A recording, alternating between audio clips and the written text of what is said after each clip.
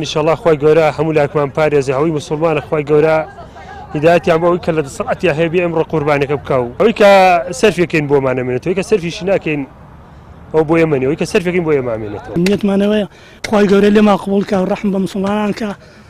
أمسر وآجا وبلا مصيبة ما لسلاتي وكين قيراني خوش وكين وعزيك وكا أو لنا راحتي أنا بي بلا پیغمبر صلی الله علیه و سلم ته قربانی کردو بو خوی و بو امتکی ام قربانی بو کین خیر و فقیر و هجال لی بخوا قربانیه که سنتی شی خوای گوره کوا لسردمی ابراهیم علیه السلام و هتا وکو امر و هتا روزی قیامت بردوام به ان شاء الله خوای امولات من شاق بي وإما ريخ خوا أيكين وبيغمر جان صلى الله عليه قربان همو صالح كردو مشكور هیوادارم کە ئەم وڵاتەمان وای لێبێ هەموو کەس بتوانێت ساڵانە قوربانیکە ئێستا لە تورکیایە